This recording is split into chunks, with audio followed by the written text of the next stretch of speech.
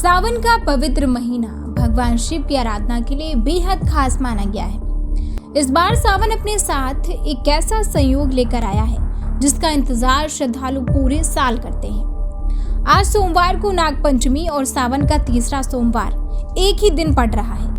यानी एक तरफ नाग देवता की पूजा हो रही है तो दूसरी तरफ भक्त भगवान शिव की आराधना और जलाभिषेक कर रहे हैं।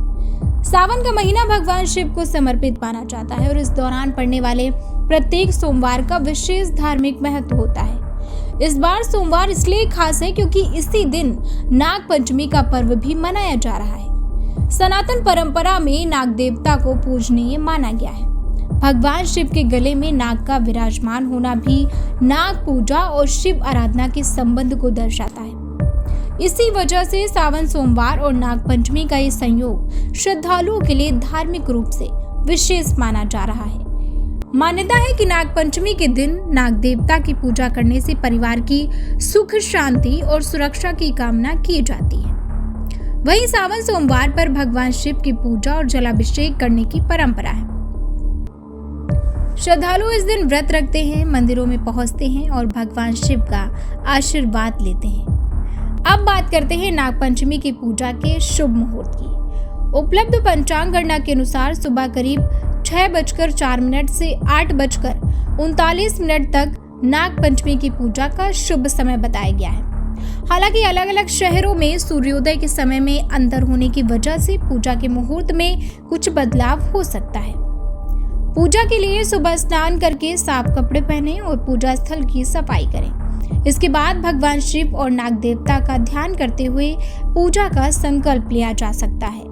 भगवान शिव का जलाभिषेक करें और बेलपत्र, फूल, अक्षत तथा धूप दीप अर्पित करें। इसके बाद नाग देवता की प्रतिमा या फिर चित्र पर फूल और अक्षत अर्पित कर नैवेद्य चढ़ाया जा सकता है।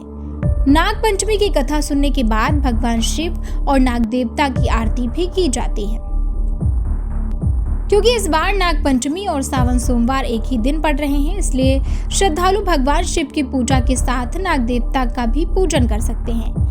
धार्मिक मान्यताओं के अनुसार ये दिन भगवान शिव की भक्ति, व्रत, पूजा और दान पुण्य के लिए विशेष माना जाता है। हालांकि पूजा पद्धति और मुहूर्त को लेकर अलग अलग पंचांगों में थोड़ा अंतर देखने को मिल सकता है, इसलिए अपने क्षेत्र के स्थानीय पंचांग के अनुसार समय की पुष्टि करना बेहतर रहेगा।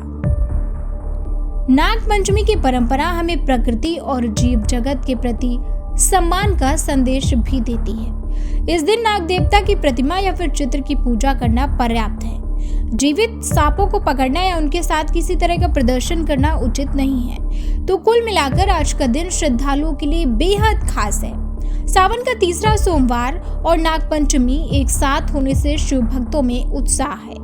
भगवान शिव का पूजन, जलाभिषेक, नाग देवता की पूजा, कथा और आरती के साथ श्रद्धालु इस पर्व को भक्ति भाव से मना रहे हैं। यानी इस बार सावन सोमवार के साथ नाग पंचमी का संयोग भक्ति और आस्था से भरा है। आज श्रद्धालु भगवान शिव और नाग देवता की पूजा कर रहे हैं। स्थानीय पंचांग के अनुसार मुहूर्त देखकर श्रद्धा के साथ भगवान शिव तथा नाग देवता का स्मरण करें।